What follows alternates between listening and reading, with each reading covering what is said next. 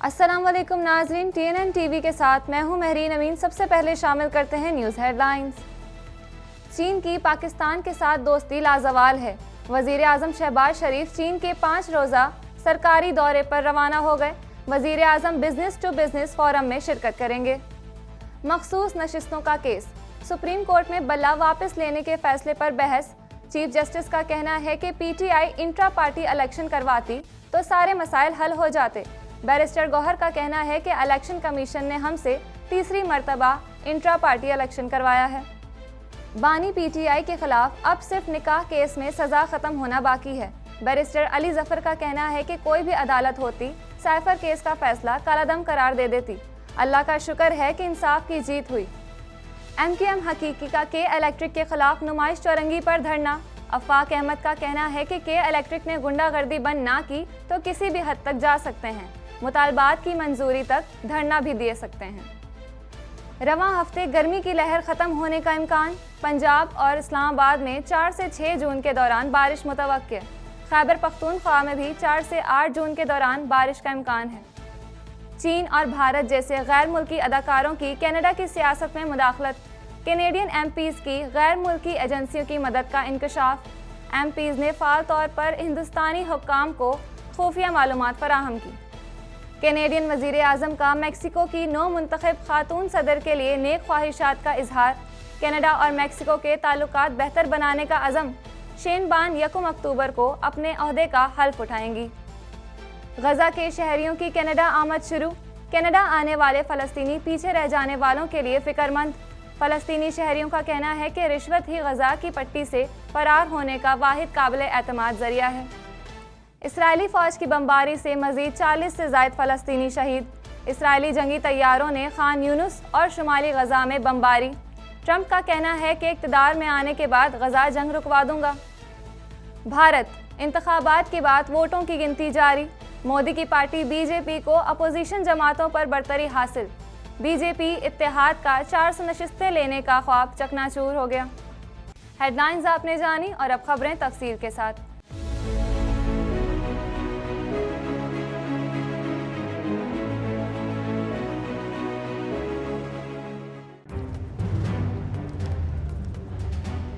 Islamic Finance TV, the only TV channel of the fastest growing Islamic economy in the world and the prime mover of Islamic finance news.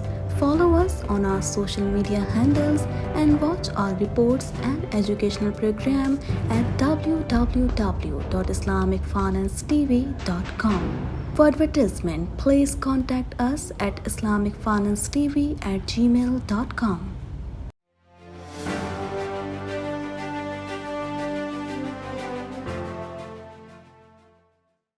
वज़ीर आज़म शहबाज शरीफ ने कहा है कि चीन की पाकिस्तान के साथ दोस्ती लाजवाल है। मज़ीद जानते हैं इस रिपोर्ट में। वज़ीर आज़म शहबाज शरीफ ने कहा है कि चीन की पाकिस्तान के साथ दोस्ती लासवाल है। वज़ीर आज़म शहबाज शरीफ 4 से 8 जून तक चीन के 5 रोज़ा सरकारी दौरे पर रवाना हो गए। वज़ीर आज़म ली क्यांग की दावत पर चीन का दौरा कर रहे हैं। वज़ीर आज़म बिजनेस टू बिजनेस फोरम में शिरकत करेंगे और गुफ्तगू भी करेंगे, जबकि 69 पाकिस्तानी कंपनियों के नुमाइंदे चीनी कंपनियों से मुलाकात करेंगे। दौरा चीन पर रवानगी से कबल वज़ीर आज़म शहबाज शरीफ का कहना था कि मुझे बेहद खुशी हो रही है कि आज चीन के दौरे पर जा रहा हूँ। चीन की पाकिस्तान के साथ दोस्ती लासवाल दोस्ती है। हम दोनों मुल्क एक दूसरे पर एतबार करते हैं। उन्होंने कहा कि चीन के साथ पाकिस्तान का ताल्लुक एक हमसाये का है। चीन ने हर मुश्किल वक्त में पाकिस्तान का गैर मशरूत साथ दिया। चाहे तूफ़ान, जंग और मुश्किलात आईं, चीन ने भाइयों की तरह साथ निभाया। तमाम मामलात में पाकिस्तान चीन के साथ है। शहबाज शरीफ का कहना था कि नवाज शरीफ के गुज़िश्ता दौर में चीन के साथ पाकिस्तान की दोस्ती और ताल्लुक नए दौर में दाखिल हुए। चीन पाकिस्तान का ऐसा दोस्त है जिसकी मिसाल मिलना मुश्किल है। चीन के साथ पाकिस्तान का ताल्लुक 75 साल पर मुहित है। CPEC के जरिए पाकिस्तान में 145 अरब डॉलर की सरमायाकारी का एहतमाम किया गया है। उन्होंने कहा कि इस नए बाब के आगाज से पाकिस्तान में बिजली के अंधेरे छट गए। मेरा ये दौरा दोनों मुल्कों की दोस्ती की एक और ऊंची सिमत मुतय्यन करेगा। इस दौरे में CPEC को नए दौर में दाखिल करेंगे। वज़ीर आज़म का कहना था कि CPEC फ़ेज़ 2 में सनअतों के क़याम और हुकूमत से हुकूमत के दरमियान बड़े मंसूबों पर मरबूत गौर होगा। دورے کے دوران بزنس ٹو بزنس روابط میں بہتری لانے کے لیے بات چیت ہوگی۔ چین کے صدر شی جن پنگ ایک وژنری رہنما ہیں۔ تائیوان کو پاکستان چین کا ٹوٹ انگ سمجھتا ہے۔ اپنے دورے کے دوران وزیر اعظم محمد شہباز شریف چین کے صدر شی جن پنگ، وزیر اعظم لی کیانگ اور نیشنل پیپلز کانگریس کی اسٹینڈنگ کمیٹی کے چیئرمین زاؤ لیجی سے ملاقات اور بات چیت کریں گے۔ دونوں رہنما چین پاکستان تعلقات و باہمی دلچسپی کے امور پر تفصیلی تبادلہ خیال کریں گے اور دو طرفہ تعلقات کے فروغ کے لیے مشترکہ طور پر ایک خاکہ تیار کریں گے۔ بیرسٹر گوہر نے کہا ہے کہ مخصوص نشستیں ہمیں ملنی چاہیے، ہماری مخصوص نشستیں کسی دوسری جماعت کو نہیں دی جا سکتی۔ مزید جانتے ہیں اس رپورٹ میں۔ سنی اتحاد کونسل کی مخصوص نشستوں کی اپیلوں پر سپریم کورٹ میں سماعت کے دوران چیف جسٹس قاضی فائز عیسیٰ نے ریمارکس دیے کہ ہم نے تو پی ٹی آئی کو نہیں کہا تھا کہ انٹرا پارٹی الیکشن نہ کروائیں، انٹرا پارٹی الیکشن کروا لیتے تو سارے مسئلے حل ہو جاتے۔ سنی اتحاد کونسل کے وکیل فیصل صدیقی نے دلائل دیتے ہوئے کہا کہ کل مجھے کچھ بنیادی قانونی سوالات فریم کرنے کا کہا گیا تھا۔ کل جسٹس جمال مندخیل کا سوال تھا پی ٹی آئی نے بطور جماعت الیکشن کیوں نہیں لڑا۔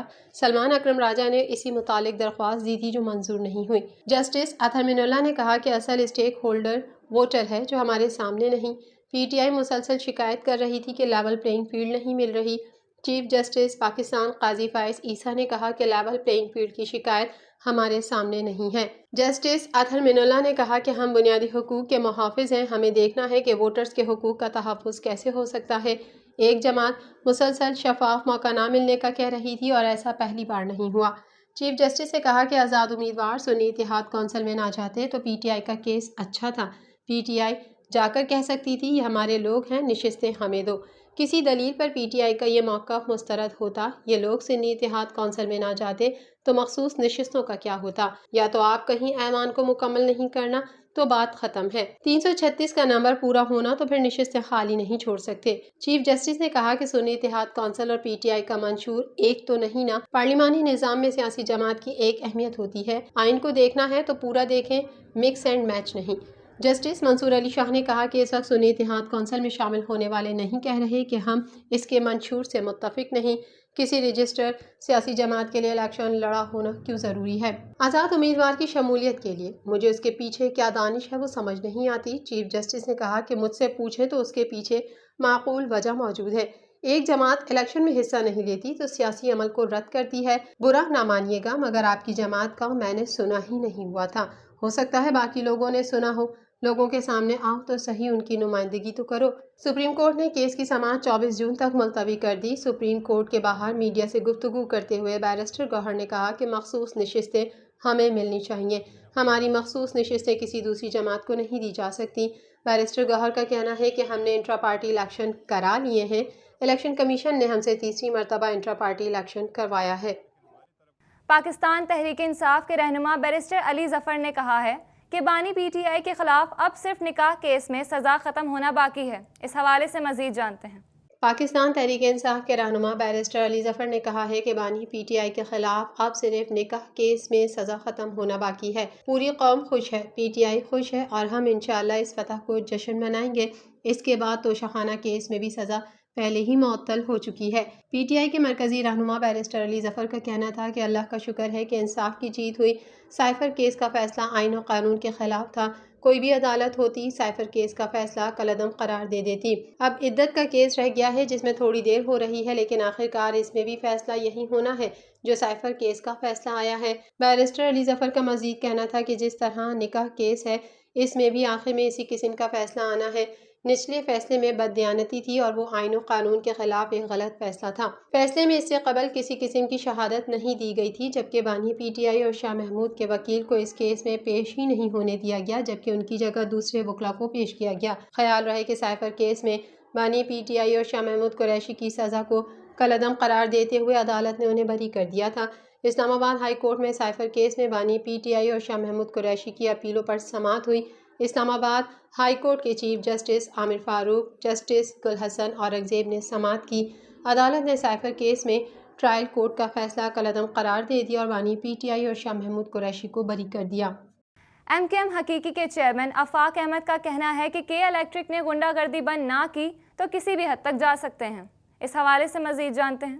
مہاجر قومی موومنٹ حقیقی کے چیئرمین آفاق احمد نے کے الیکٹرک کو متنبہ کیا ہے کہ اگر کے الیکٹرک نے اپنی غنڈہ گردی بند نہ کی اور عوام کو لوڈ شیڈنگ اور اوور بلنگ بھیجنا بند نہ کیا تو ہم کسی حد تک بھی جا سکتے ہیں اور مطالبات کی منظوری تک دھرنا بھی دے سکتے ہیں۔ آج کا اجتماع حکومت کے لیے فارم اپ کال تھی۔ حکومت کو چاہیے کہ الیکٹرک کی سرپرستی بند کرے اور لائن لاسز کے نام عوام پر کیے جانے والے مظالم بند کرے۔ کہ الیکٹرک اگر خسارے میں ہے تو ہمارے لوگوں کے ساتھ بیٹھے، اگر کہ الیکٹرک واقعی خسارے میں ہے تو آفاق احمد گھر گھر جا کر لوگوں سے مدد مانگے گا۔ جس دن آفاق احمد دھرنے پر بیٹھ گیا تو عوام نے کے الیکٹرک کے دفاتر کا محاصرہ کریں گے۔ انہوں نے عوام سے اپیل کی ہے کہ الیکٹرک کی گاڑی کہیں کسی کا کنیکشن بل نہ بھرنے کی وجہ سے کاٹنے کی کوشش کرے تو اسے پیار سے سمجھاؤ، اور اگر وہ نہ مانے تو اسے اس کی ہی زبان میں سمجھایا جائے۔ آفاق احمد نے عوام سے وعدہ کیا کہ میں کے الیکٹرک کے مسئلے پر پیچھے نہیں ہٹوں گا۔ انہوں نے کہا کہ صدر کی ایک مارکیٹ 77 ارب روپے ٹیکس دیتی ہے اور ہمیں ہی بنیادی سہولتوں سے محروم رکھا جاتا ہے۔ میرا گلا دبانے کی کوشش کی جا رہی ہے۔ ملک کے مختلف حصوں میں رواں ہفتے گرمی کی لہر ختم ہونے کا امکان ہے۔ مزید جانتے ہیں اس رپورٹ میں۔ محکمہ موسمیات کی جانب سے ایڈوائزری جاری کی گئی ہے جس میں رواں ہفتے گرمی کی لہر ختم ہونے کا امکان ظاہر کیا گیا ہے۔ پنجاب اور اسلام آباد میں 4 سے 6 جون کے دوران بارش متوقع ہے۔ اس کے علاوہ بلوچستان میں 5 سے 7 جبکہ سندھ میں 6 سے 7 جون تک بارش کا امکان ظاہر کیا گیا ہے۔ محکمہ موسمیات کا کہنا تھا کہ اس ہفتے گرمی کی لہر ختم ہو جائے گی، جبکہ محکمے نے 4 تا 7 جون بالائی علاقوں میں گرج چمک کے ساتھ بارشوں کی پیش گوئی بھی کی ہے۔ خیبر پختونخوا میں بھی 4 سے 8 جون کے دوران بارش کا امکان۔ خیال رہے کہ کراچی میں کئی دنوں سے گرمی کا راج برقرار ہے۔ شہر ہیٹ ویو کی لپیٹ میں ہونے کے باعث پارہ 42 ڈگری سینٹی گریڈ تک بھی گیا تھا۔ کراچی میں درجہ حرارت 36 ڈگری سینٹی گریڈ بھی ریکارڈ کیا جائے تو گرمی کی شدت 42 ڈگری سینٹی گریڈ تک محسوس کی جا رہی ہے۔ محکمہ موسمیات کا کہنا تھا کہ جنوب مغرب سے 9 کلومیٹر فی گھنٹہ کی رفتار سے ہوائیں چل رہی ہیں اور ہوا میں نمی کا تناسب 78% ہے۔ چیف میٹرولوجسٹ سردار سرفراز نے بتایا تھا کہ 2 جون سے ہیٹ ویو کا سلسلہ ختم ہو جائے گا، تاہم جون میں کراچی میں موسم گرم اور مرطوب ہی رہے گا۔ ایئر کوالٹی انڈیکس کی اگر بات کی جائے تو شہر کا فضائی معیار بہتر ہے۔ دنیا کے آلودہ ترین شہروں میں کراچی 16ویں نمبر پر آ گیا۔ ہوا میں آلودہ ذرات کی مقدار 88 پارٹیکولیٹ میٹرز ریکارڈ کی گئی۔ محکمہ موسمیات کی جانب سے ایڈوائزری جاری کی گئی ہے جس میں رواں ہفتے گرمی کی لہر ختم ہونے کا امکان ظاہر کیا گیا ہے۔ پنجاب اور اسلام آباد میں 4 سے 6 جون کے دوران بارش متوقع ہے۔ اس کے علاوہ بلوچستان میں 5 سے 7 جبکہ سندھ میں 6 سے 7 جون تک بارش کا امکان ظاہر کیا گیا ہے۔ مزید خبریں بھی بلیٹن کا حصہ ہوں گی مگر اس بریک کے بعد۔